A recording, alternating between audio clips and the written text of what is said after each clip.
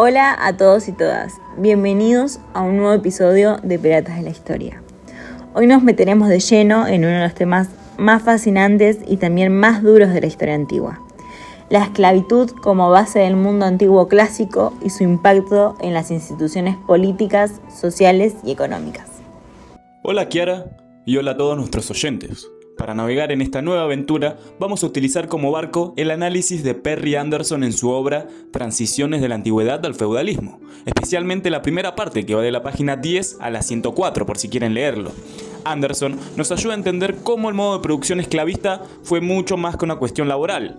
Él plantea que para ver cómo se produjo todo esto es necesario volver la mirada hacia la matriz originaria de toda civilización del mundo clásico. La antigüedad grecorromana siempre constituyó un universo centrado en las ciudades. Bueno, Nico, arranquemos con lo político. Anderson explica que en el mundo clásico, tanto en Grecia como en Roma, la esclavitud estaba en el corazón de las instituciones. ¿Pero por qué? Porque liberaba a los ciudadanos del trabajo manual, permitiéndoles dedicarse a la política. El autor mencionó que las grandes épocas clásicas en las que floreció la civilización de la antigüedad, Grecia en los siglos 5 y 4 a.C. y Roma desde el siglo 2 a.C. hasta el siglo 2 después de Cristo, fueron aquellas en las que la esclavitud fue masiva y general entre los otros sistemas de trabajo. Correcto. Por ejemplo, en Grecia, especialmente en Atenas, la democracia directa que tanto admiramos no habría sido posible sin una enorme base de esclavos. Estos hacían todo: trabajaban la tierra, construían, cocinaban, mientras que los ciudadanos no hacían nada forzoso. Exacto. Esta distinción que se presenta entre ciudadanos y esclavos permitió que los ciudadanos se dedicaran únicamente a la política y la vida pública. Los esclavos realizaban tareas agrícolas, domésticas, artesanales e incluso administrativas. Por lo tanto, las instituciones democráticas atenienses dependían del trabajo esclavo como base material. Lo interesante de eso es que en la ciudad de Atenas, con la aparición de un sector dominante, desapareció por completo la propiedad comunal. Estás en lo correcto, Kiara.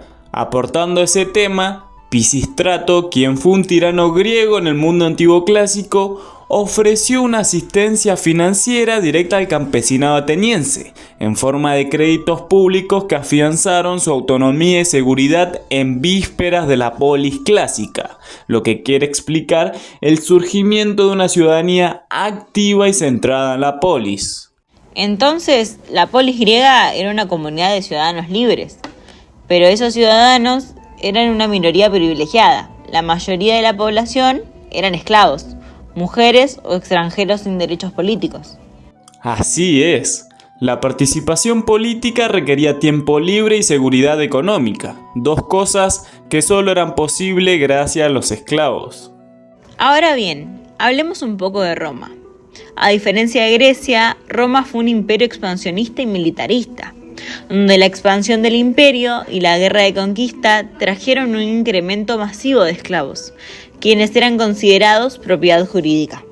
Claro, en Grecia la esclavitud tenía un carácter doméstico y agrario, mientras que en Roma se convirtió en un sistema institucionalizado y masivo, extendido por todo el imperio.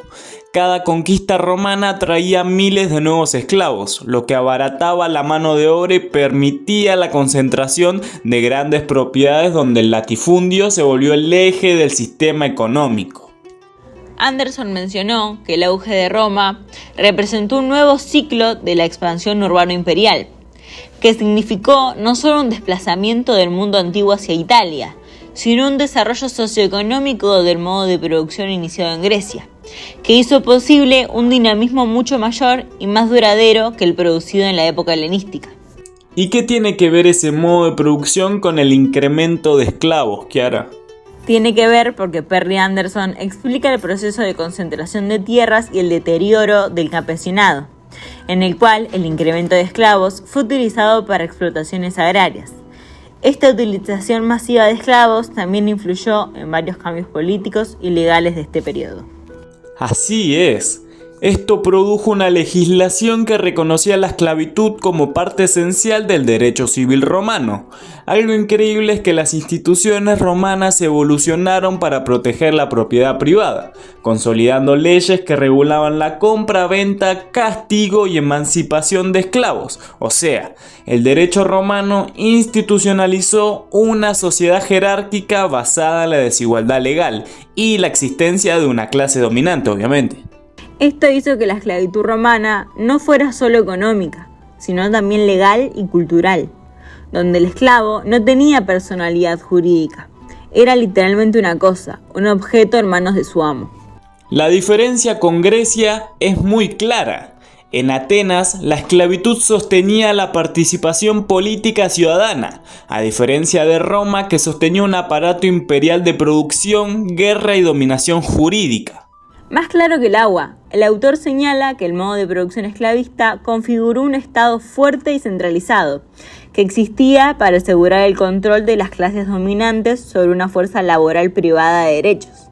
Esta lógica de dominación se reflejaba en todos los niveles políticos y legales, desde el Senado romano hasta los cargos urbanos, imponiendo la supremacía del terrateniente sobre el esclavo. Pasemos ahora al impacto social y económico. Anderson es muy claro. La esclavitud era el motor de la economía antigua. Todo giraba en torno al trabajo forzado de los esclavos. Totalmente. En Roma, por ejemplo, había enormes extensiones de tierra donde eran trabajadas por esclavos agrícolas. Y en las ciudades, los esclavos hacían de todo. No había un sector sin esclavos. Eso también, desde el punto de vista social, estableció una rígida jerarquía social. Claro, en lo más alto se encontraban los propietarios de tierras y esclavos, seguidos por ciudadanos libres con menor poder económico, y en la base los esclavos, que no eran considerados sujetos de derecho. Esta configuración social generó una cultura profundamente excluyente, en la que la libertad y la ciudadanía estaban definidas en oposición al trabajo esclavo.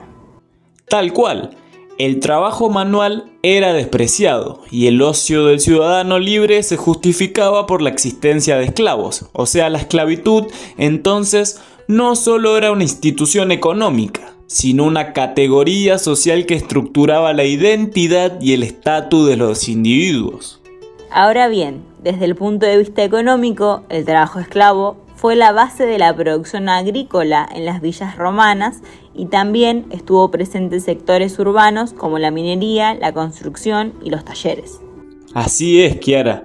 La economía se caracterizaba por la apropiación privada del excedente producido por los esclavos. Sin embargo, tuvo consecuencias. Al haber tanta mano de obra gratuita, no había incentivos para innovar tecnológicamente. Era más fácil explotar más esclavos que mejorar herramientas.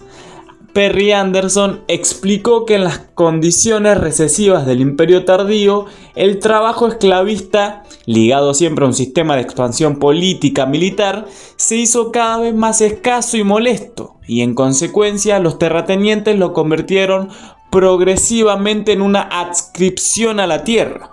Un cambio decisivo se produjo cuando la curva del precio de los esclavos, que como ya hemos visto, subió de forma ininterrumpida durante los primeros 200 años del Principado. Debido a la escasez de la oferta, comenzó a mantenerse y a caer durante el siglo III, signo seguro de la contradicción en la demanda. A largo plazo, como explica Anderson, este modelo económico comenzó a agotarse. La falta de nuevas conquistas, las rebeliones esclavas y el colapso del comercio generaron una crisis del sistema esclavista. Esta crisis fue un factor clave en la transformación hacia nuevas formas de dependencia como el colonato, principio del sistema feudal. ¿Qué es el colonato, Kiara? El colonato fue una forma de organización agraria, en la que los colonos, que son los campesinos, trabajaban tierras que no les pertenecían a cambio de entregar una parte de la cosecha o pagar una renta al propietario. Esto se empezó a implementar en el Imperio Romano tardío. Exacto. Aunque cabe aclarar que a pesar que el colono ya no es esclavo, tampoco es libre, está atado a la tierra. Lo interesante de este análisis es que Anderson no ve la esclavitud como un fenómeno aislado o puramente moral, sino como una forma de producción que determinó todas las estructuras de la sociedad antigua. Entonces, Nico, cuando estudiamos la historia antigua, es importante no idealizar las instituciones clásicas, sin ver que las sustentaba. Grecia y Roma fueron civilizaciones distintas, pero con una base común, la esclavitud, y sin embargo la organizaron de maneras muy diferentes. Grecia lo usó para liberar al ciudadano y crear una política participativa. Roma la usó para alimentar su máquina imperial, expandirse y dominar. En ambos casos, lo que parecía civilización estaba construido sobre la explotación, como dijo Perry Anderson. Gracias por acompañarnos en este episodio. Si te gustó, seguinos y no te pierdas el próximo capítulo de Piratas de la Historia.